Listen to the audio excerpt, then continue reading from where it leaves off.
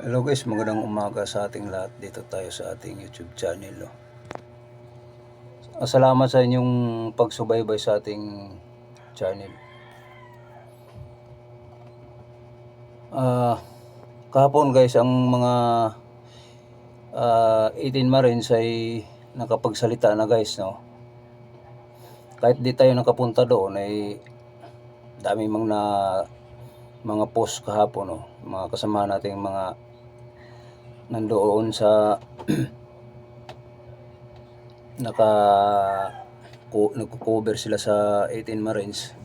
Kung anong mga sinasabi nila, yun na yun ang mga sinasabi, no? So pasensya po sa mga kasama nating mga vloggers, mga DDS vloggers, no? Hindi tayo nakadalo sa pag ng 18 Marines. Kahapon na guys ay salamat sa mga nako-cover doon, no? Salamat sa sa akin. Sa JD Bara. Shout out sa inyo. Salamat sa pag-follow mo sa YouTube ko. Salamat sa pagpanood sa YouTube ko. JD Bara. Isa kang magigiting. Mabuhay ka. Ulitin natin ang mga 18 Marines guys. Nagsalita kahapon. Totoo namang sinasabi, nakikita na sa screen na may pinakita sila sa likuran nila kung sino ang sangkot doon sa dinilibera nilang malita pera, no? So tukoy na kung sino, alam na sa mga mamayang Pilipino kung sino. Unang-una ang nabanggit doon si si Erwin Tulfo. Sunod si si Soto the third, si pa, tatlo yan sila, di ba? Silang basta nandiyan sa mga kasanipersa ni Marcos. So yung ibang kinakasuhan na pa, si Defensor, mayroon pang pucha, naturo pa. Ay di si yung isa, yung babae si. So ngayon mga kababayan, daming na kahapon involved sa pera, malita scam. Natatawa ako mga kababayan kasi talagang involved talaga sila. Ngayon nasaksihan na mga kababayan natin. So ang mga aligasyon ng mga nila ni Marcos admin, nahirapan sila paghuli ng 18 Marines kasi hindi naman ginanap doon sa sa Senado, no? Ginaganap nila diyan sa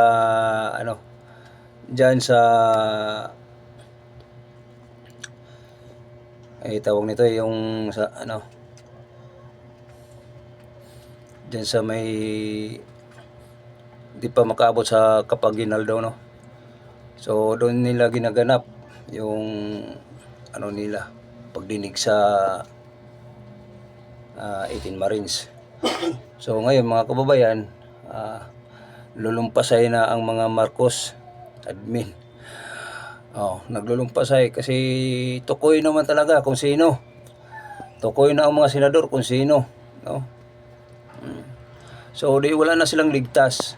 Kahit anong nila dito sa pagsisinungaling, lalo na sa mga plug control, ay front pala yung plug control, no? Front. So ang pala dito, ang pera nga malita. Yun ang pinaka plug control na ubos talaga nila, ubos.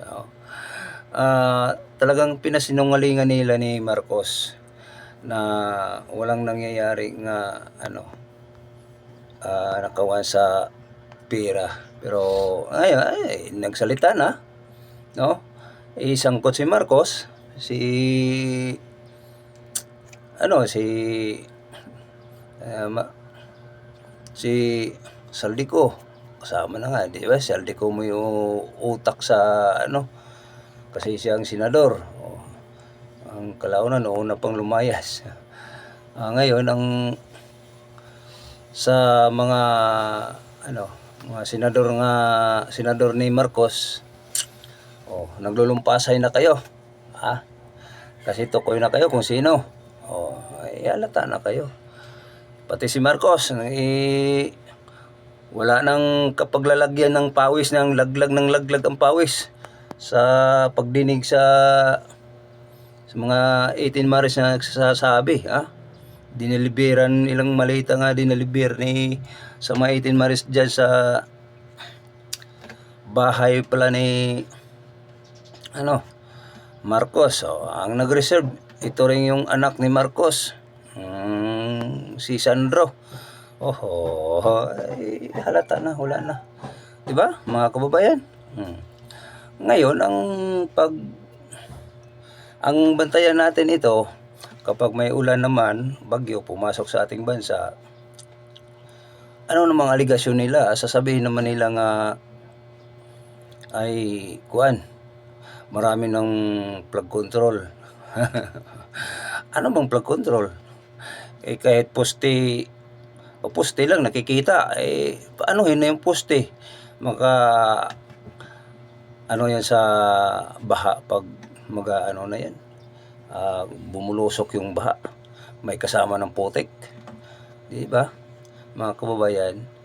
So front lang nila yung plug control, pero at least di mawala yung plug control, patay yung malita basura. Yan ang mga nila ligasiya. Hindi ligasiya nila nga umangat ang bansa, ligasiya nila ang nakaw ng pera, no? Yan ang ligasiya ni Marcos. Mga ligasiya ng mga senador, yan ang ligasiya nila, nakawan. Sila mismo ang nagpapahirap sa bayan.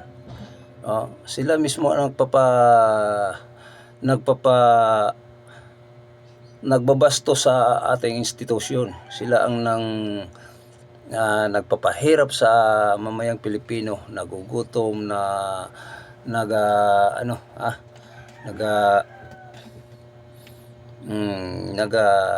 abuso sa ating bansa.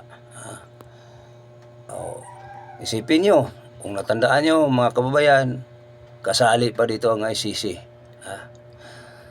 Ang ICC nakatanggap ng 2 malita. Pagkatanggap, pinalitan yung isang malita ng Philippine money.